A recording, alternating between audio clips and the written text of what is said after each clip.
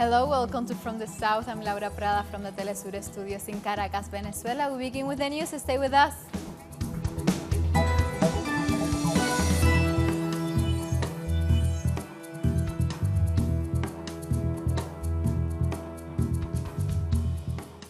An International Day of Solidarity and Peace and Democracy event was held in Caracas with numerous international guests. The meeting was attended also by Adam Chavez, constituent and brother of President Hugo Chavez, who along with other speakers recalled the historic date of February 4, 1992.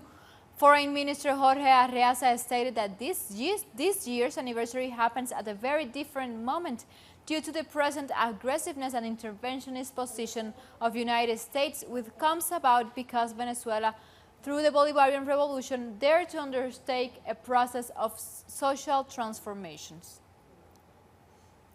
We've lived greater and lesser levels of intensity over these years, and we are at a time of high intensity, where the U.S. government and elite, as we've said, are not behind the coup d'etat against President Maduro. They are leading it.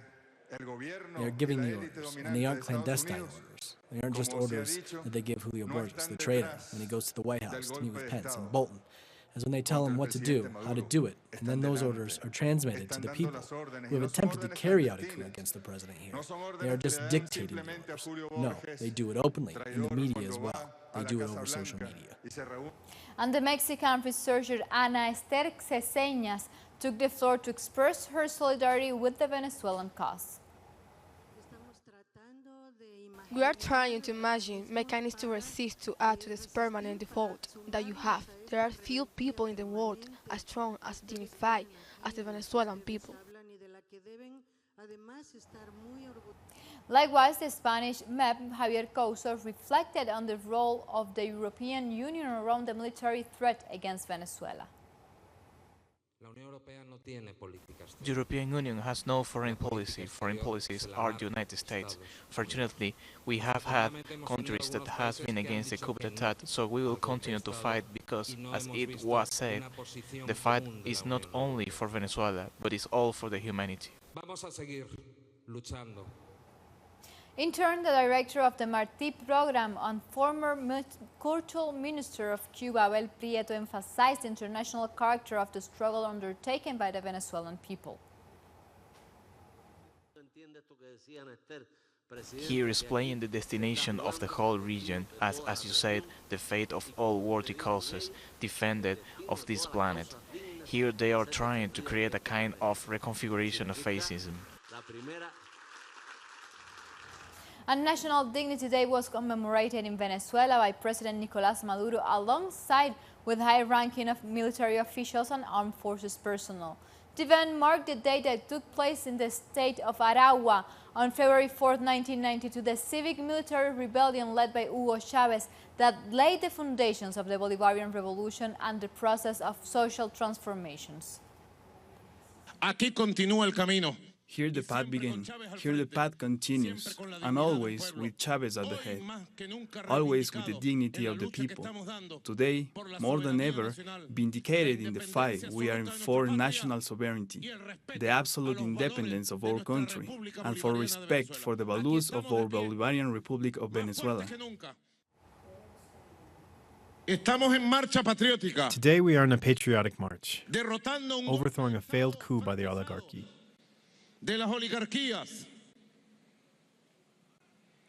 Here we are in a civilian military march, raising flags of freedom and respect for Venezuela.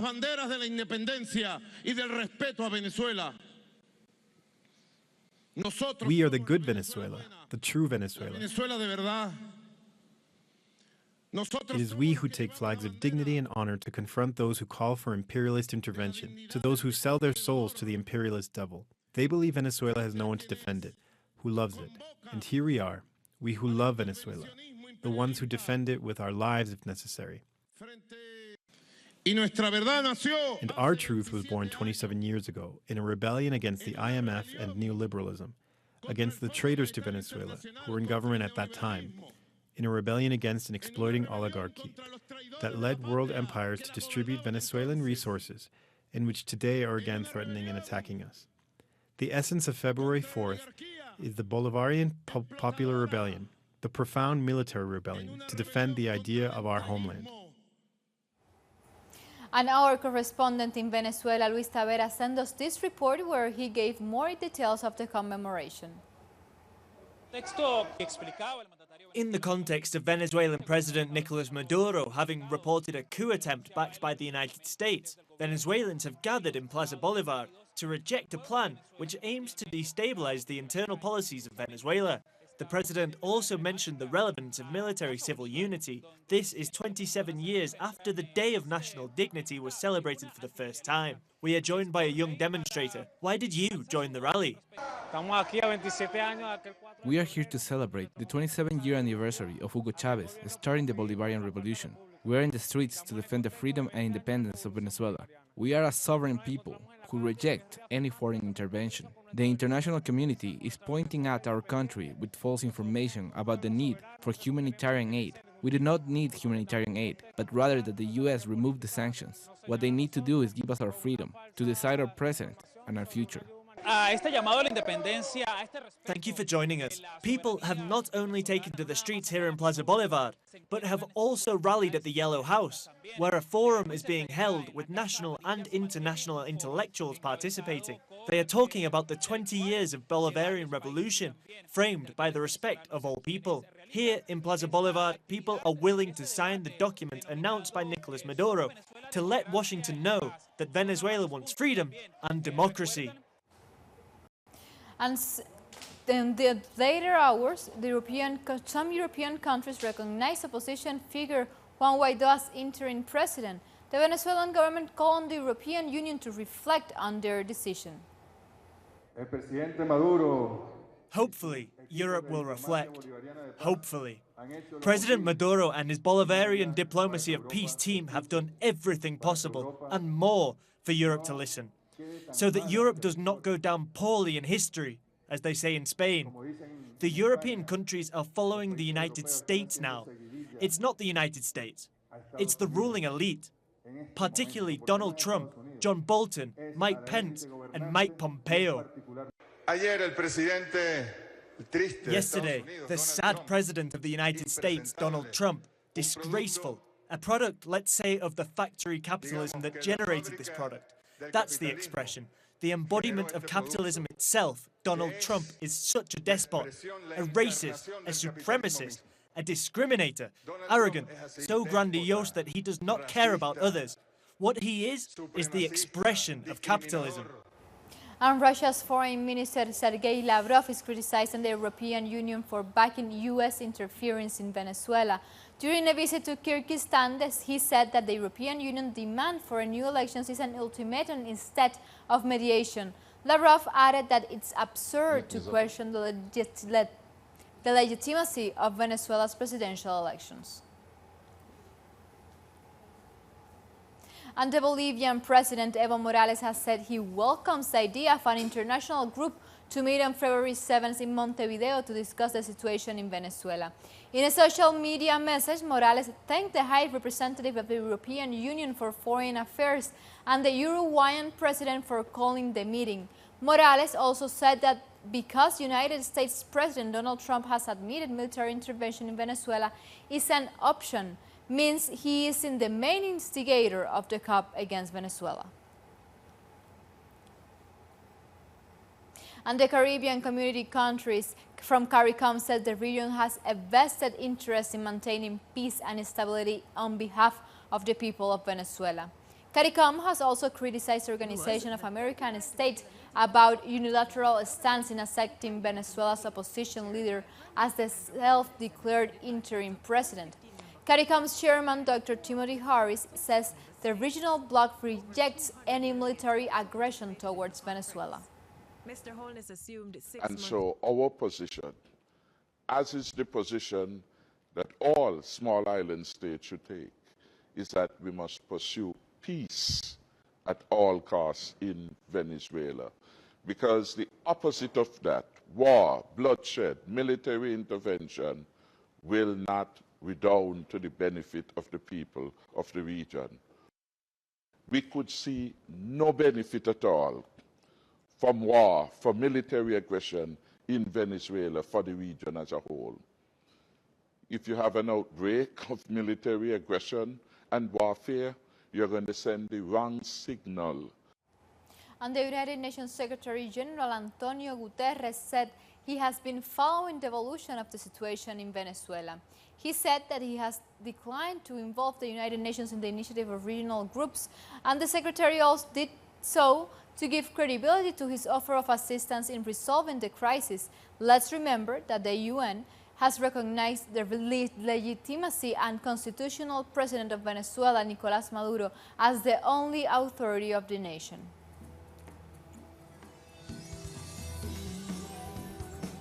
First break here from the South. Make sure you follow us on Twitter. You can find us at Telesur English and at Laura Pitleser. Stay with us.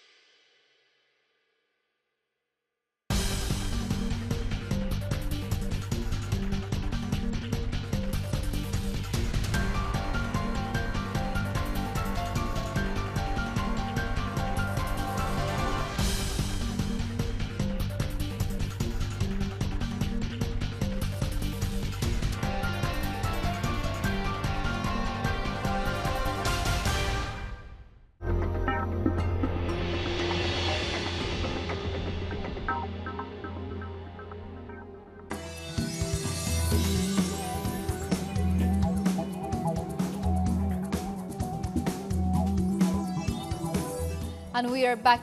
In El Salvador, Nayib Bukele has won the presidency of the country of first round of vote. According to preliminary results, Bukele from the Great Alliance for National Unity received 53% of the votes. Since the end of the Salvadorian Civil War in 1992, the country has been governed by the right-wing Arena Party and the left-wing Farabundo Martí National Liberation Front. At this time, we can announce with full certainty that we have won the presidency of the Republic. Today, we won the first round and we made history. We received more votes than Arena and the FMLN put together. Bukele received over 50% of the votes, while Carlos Calleja from the far-right Arena Party came in second with nearly 32%. Hugo Martinez from the ruling FMLN received just under 14% and Josué Alvarado from Vamos less than 1%. In Bolivia, at least 16 people died and another 50 were hurt over the weekend when a landslide swept away vehicles on a highway. The landslide buried at least 6 vehicles, including several buses on a major road linking Bolivia's Amazon departments to the capital, La Paz. And later Sunday, a second landslide fell on the temporary bypass around the site, causing more victims. And 4 miners have been rescued alive after being trapped for more than 3 days in a mine in central Peru. They were trapped over 1,000 meters below the surface after a coal mine collapsed in the municipality of Ollón last week. Dozens of rescuers worked non-stop for 4 days to extract the miners. Authorities have said that the miners have been transferred to a hospital in Lima and that they are not in critical conditions. More than 90 different forest fires broke out Sunday night across Chile, with the worst of the blazes registered in the southern Araucania region. According to Chile's Interior Minister, at least 2 people have died. Dozens were injured, while many houses have also been destroyed. Residents have called out urgent help from the government, especially to President Sebastián Piñera, who they say is consumed by the situation in Venezuela and is not paying attention to his own country. Also in Chile, that they said final farewell to plastic bags in supermarkets and other large stores.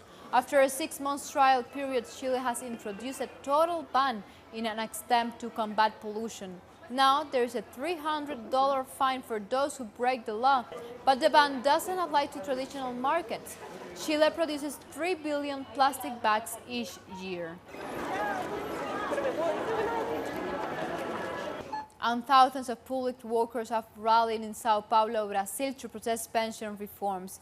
The reform came into effect in December last year, in which the rate of social security contributions went up from 11 to 14%. Protesters said the aim is to privatize the pension system. During the march, labor unions said they will call for a national strike for the bill to be revoked. This is a unified strike with other unions and municipal employees with the goal to revoke the bill that became law on the 26th of December last year, supported by the mayor. The reform raises the contribution of workers by more than 3%, which will be taken out of our wages. For us, this is a wage confiscation and unacceptable. And our correspondent in Brazil, Ignacio Lemus, has more details for us. We are in front of the mayor's office in Sao Paulo, where public workers are demonstrating to reject the pensions reform. The new law raises the taxes from 11% to 40%. They said this rehearsal of the real reforms that the economy ministry wants to launch in the country. A similar reform of that was implemented in Chile during the Pinochet dictatorship with the goal of privatizing the pension system. The discussions of public workers happening in this rally might conclude in a national strike.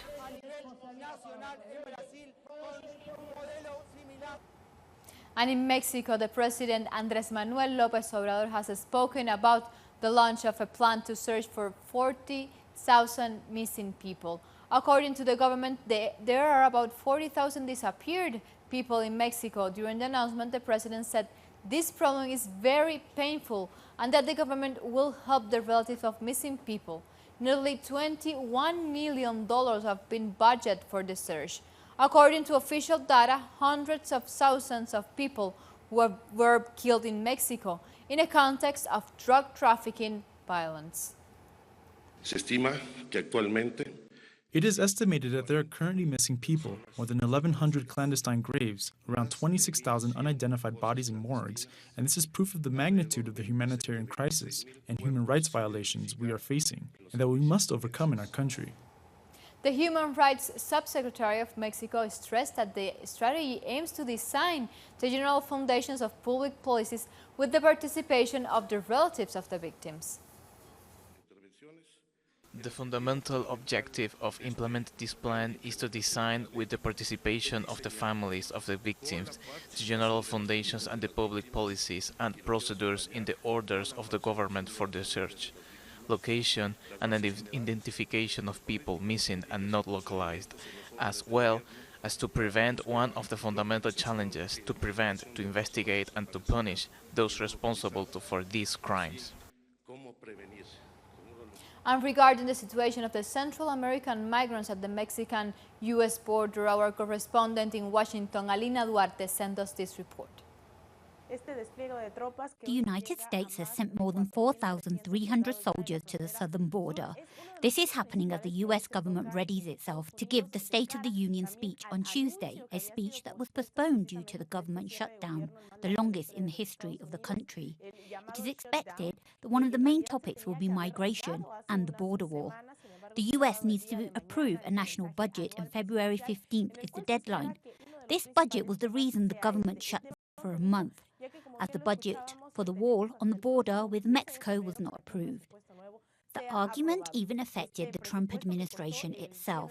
We have to remember the controversy with the latest Secretary of Defense, Jim Mattis, who resigned due to the withdrawal of troops in Syria. We expect international reactions to the State of Union speech. Thank you, Alina. We make a second break now. Stay tuned.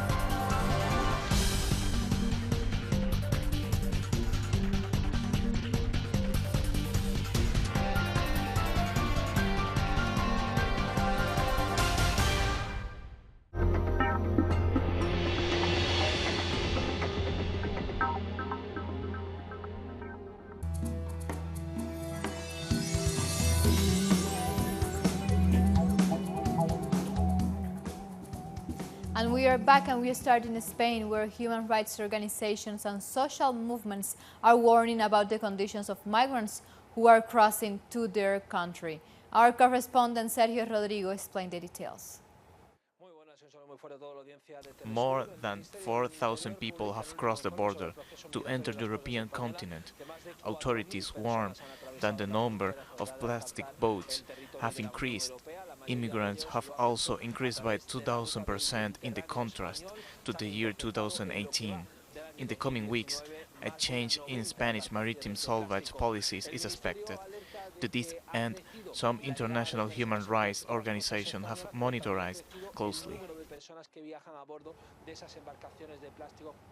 Thank you, Sergio. Security and emergency forces retrieved body from underneath rubble after a car bomb that killed at least 9 in the Somali capital of Mogadishu on Monday. Footage shows emergency operations as rescue teams pulled bodies and wounded from the debris. According to initial police reports, 9 more people were injured after a building collapsed as a result of the explosion. So far, no one has claimed responsibility for the bomb attack. However, the Somalia-based terrorist group Al-Shabaab claims the attack in the region regularly. And with less than 2 weeks to go before Nigeria heads to the polls, citizens are divided over President Muhammadu Buhari's performance during his first term. Buhari won his first term in 2015 on his promise to defeat Boko Haram militants and turn around the ailing economy. His supporters claim he has made significant progress on his promises, but his opponents say Nigeria is worse than it was 4 years ago. I will vote for Buhari because he has done a lot to improve security. We didn't even go to school before. I'm a student and I couldn't leave my house to go to school for fear of bombings. But now it has ended. Now we go out as we please. People are now suffering. You can see that the economy has gone downhill. There's so much inflation and life was easier before Buhari came in. Now things are really tight. We need to have change in leadership. And now we go to South Africa, where the artist and the sculptor Lungello Gudeme wants to create Africa's version of Madame Tussauds. Gudeme was inspired after he visited the famous Wax Museum in New York, where one of his paintings was featured. He is now determined to set up Durban's answer to Madame Tussauds. He is already famous for his statues of local and international public figures. With the income that I get from doing statues, so I'm pursuing my vision to start the Wax Museum. As you can see, I've got statues of political figures, I've got statues of sportmen, I've got statues of cultural figures. You know, I'm trying to do the same thing that I saw at Madame Tussauds. I'm trying to do the statues of our icons, our heroes of struggle, you know, in different categories. And this February 4th, World Remember Cancer Day, which aims to raise awareness of the life-threatening disease and to encourage its detection and treatment. In Latin America and the Caribbean, cancer is reported to be the second most common cause of death. The region still faces challenges when it comes to measuring the real impact of cancer due to a lack of information system. Like this, we've come to the end of News Brief, but you can find this and many other stories on our website, telesurenglish.net, where you can find opinion articles and, of course, Telesur's specials interviews.